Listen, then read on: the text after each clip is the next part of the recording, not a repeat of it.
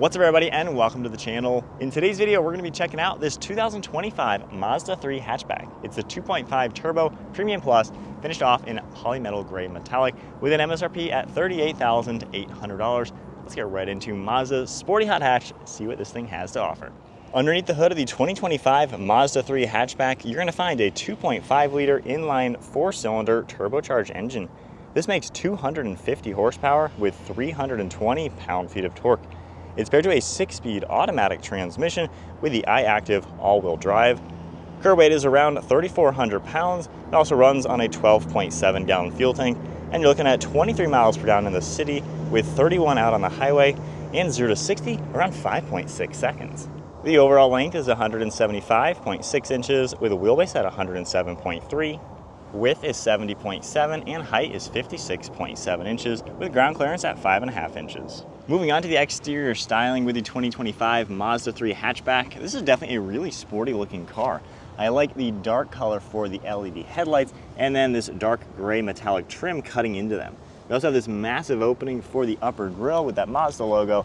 It's a really mean looking car. Got the massive front splitter finished off in the gloss black. Lots of openings to provide cooling. There's parking sensors all throughout the front. Just a really menacing look. They really styled this very nicely. You have sharp body lines in the upper portion of the front bumper that cut right into the hood, and then just a smooth design overall. The color also looks really good out in the sunlight. And then at the side profile, we have a set of 18-inch wheels with a multi-spoke split design with a gloss black color. And then you can see a sharp design for that rocker panel on the side, along with body colored door handles. We have a very smooth side design with just smooth lines, and then the gloss black for the mirror caps with the turn signal as well as camera. There's some chrome trim on the lower portion of these windows with black trim around it. Sunroof up above, along with a little shark fin antenna, and a gloss black rear spoiler. For the side profile, it has a really nice look to it. You can see how it has that hot hatch style, longer hood, and then a really short and stubby rear end where the rear doors kind of hide into the side of the car. Got really smooth lines coming around to that rear fender arch with a small bulge as well. And then another look at the rear spoiler, third brake light up above, and a very steeply raked rear window. We have some red on these LED taillights with a nice sharp design. All of your badging, of course, throughout the rear end, and then some sharp lines throughout the rear bumper. We're gonna get gloss black rear diffuser with a dual exhaust. There's also parking sensors throughout it, and then more curved lines throughout the rear trunk lid. So it comes together really nicely. I like the way Mazda has done it. For the key fob, pretty simple design with the Mazda logo and just some buttons on the side. If I go ahead and lock the car, you can just grab the door handle. It's gonna automatically unlock, and we can take a look at the red leather interior. There's a really nice look to it, premium materials throughout it. And then along the door panel, primarily finished off in black with the red accents. We have some soft touch up above, smooth red leather for the side. Bose audio system, lock, unlock, release handle is integrated nicely into that chrome trim piece. And we have padding for this armrest, which is actually really comfortable. And we have all of your controls as expected with a small grab handle as well as storage. You are going to get power seats, and then you can see the smooth design for the leather along with perforations throughout it.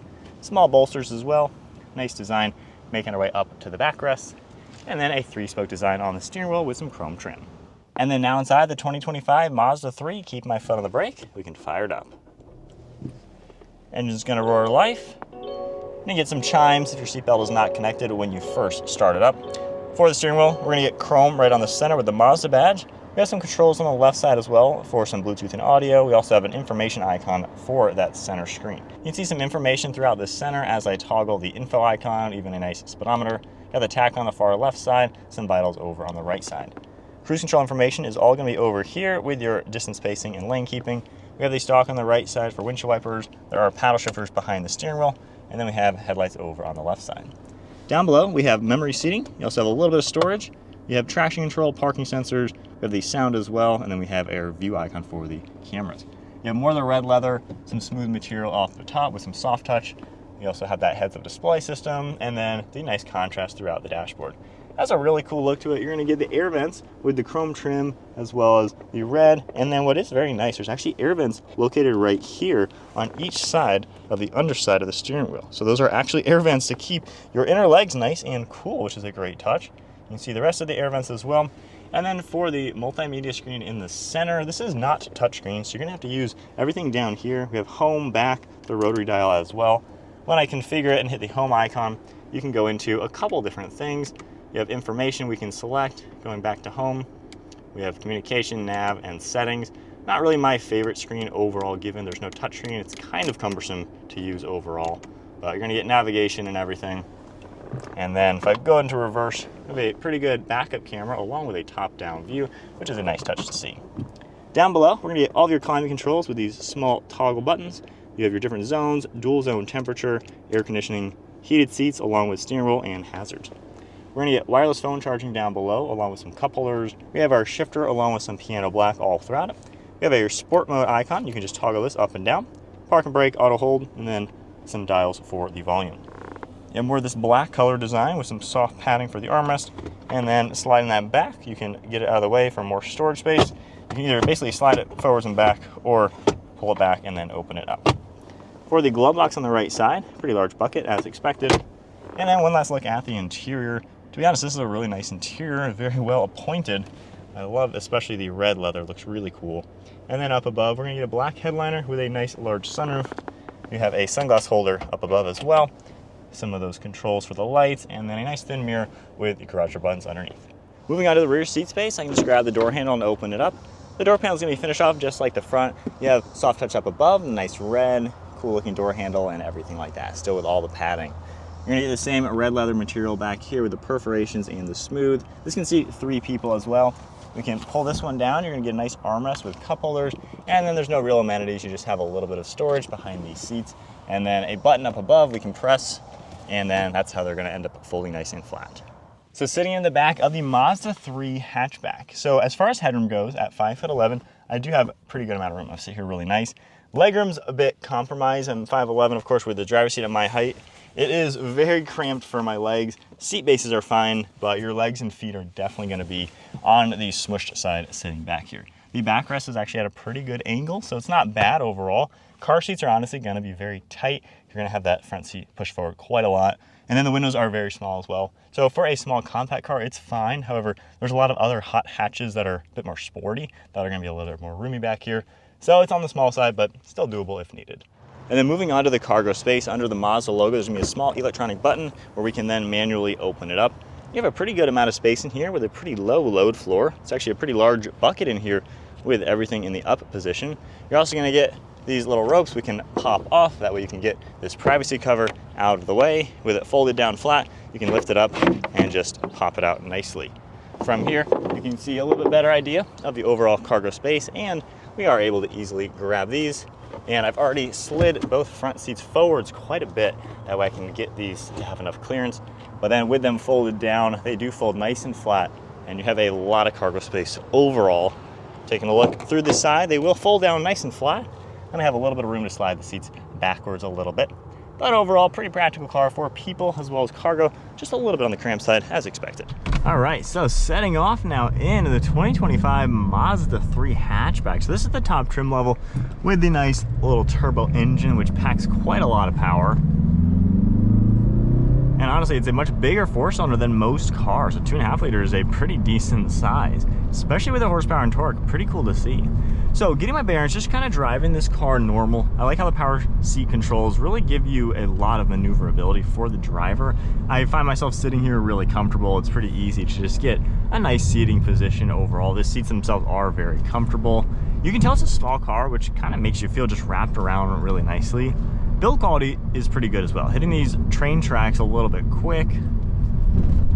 I mean, the car takes it really well. You can tell this car is pretty solid and would be a really good just daily driver, point A to point B car that you could rack up miles and be in comfort. Now, as we get up and go a little bit, pretty peppy for sure. Now, even though it has a bigger engine and quite a lot of power, it's not necessarily fast. There's a lot of other hot hatches that are much more sporty designed that have the same power levels that are a lot faster and quicker to drive. But this one really does get up to speed nicely, can get out of its own way really well. And as we are taking some sweeping turns, the steering response feels nice. It feels like a really good overall car. It's not trying to be a GR Corolla or a Civic Type R or even a Volkswagen Golf R. It's not trying to be that kind of sports car. It's just trying to be a nice, semi-luxurious focused hot hatchback without being too sporty and without being too dull. So it's kind of right in the middle of just a good sweet spot for a daily driver.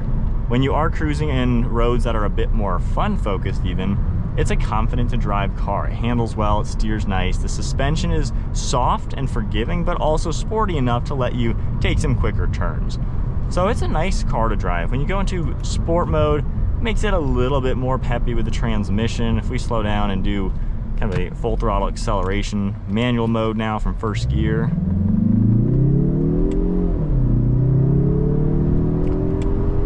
That is pedal to the floor, so it's definitely not a fast car, but again, it's peppy enough for when needed. It's just not like a performance-tuned vehicle as far as suspension or transmission or anything. It's just a well-balanced car with way more power than you would expect from a typical hatchback like this. Using the interior, the basics are easy. I like the climate control. When you have CarPlay up, of course, that's pretty much all I ever use.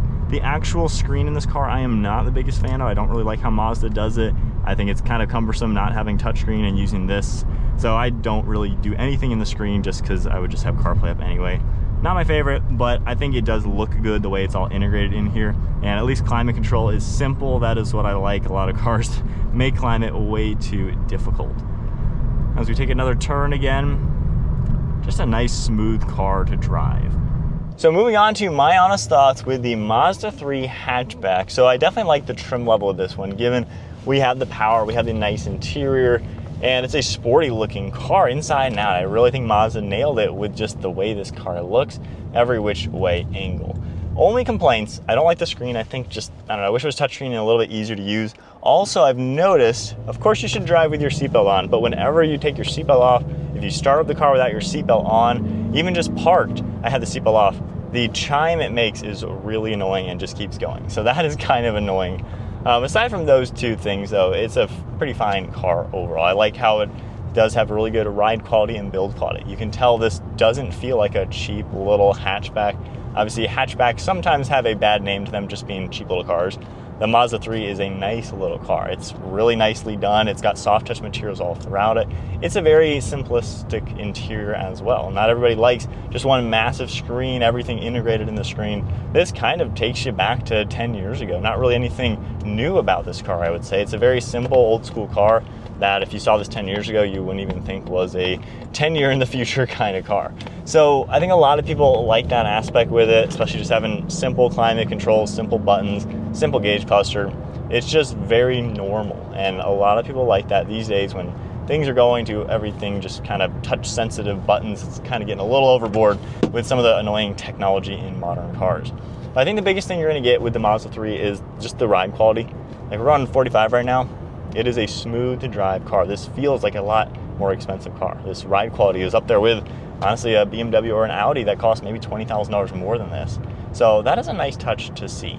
The power, it's a little misleading, I'd say. It has big numbers on paper. I mean, over 300 pound-feet of torque. That definitely sounds really, really good. When you step on it, though, like it moves, gets up to speed nicely, but doesn't feel nearly as fast as a Civic Type R, Golf R, or the GR Corolla, which are very performance-focused cars with this kind of power. So it's crazy how you can take this power and you put it in a sport-tuned car versus a normal car, and the power is completely different. This car is a little bit slower than the others, even though it has the same kind of power. Probably due to the fact that just a basic automatic, which is nice to see a normal 6-speed versus a CVT. However, I feel like this car leaves a little bit to be desired for the enthusiasts who remember the Mazda Speed 3. This car, if you gave it a manual, keep the all-wheel drive, tune the suspension and the brakes to be a lot more aggressive, and make the engine tuning a bit sharper with the same power, this would be an awesome platform for a new Speed 3. I think Mazda should totally do that. Give us basically a GR Corolla competitor. This would be one heck of a cool car. So I think there's the potential in this turbo Mazda 3 for a modern Speed 3. Comment below, do you want to see a new Speed 3? That would be super, super cool. But at the basics, you know, this car does give you just a good, well-rounded, luxury feeling, affordable car at the end of the day. There's really no compromises with it. Backseat space are a little bit compromising for adults and car seats. However, in a pinch, it's going to give you enough space for kind of the day-to-day. This is a great small family car, 2-person car, maybe 2 people with a pet or something. So it's got a lot going for it for the sizing. And then we'll just do sport mode manual one more time for the heck of it. It does have a good sound to it.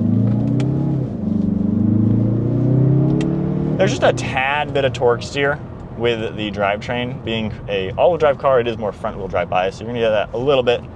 But overall, yeah, not really any major complaints with what the Mazda 3 has to offer. You know, if you're just looking for a well-rounded, nice, compact car, honestly, put this on the list. They have the sedan version as well.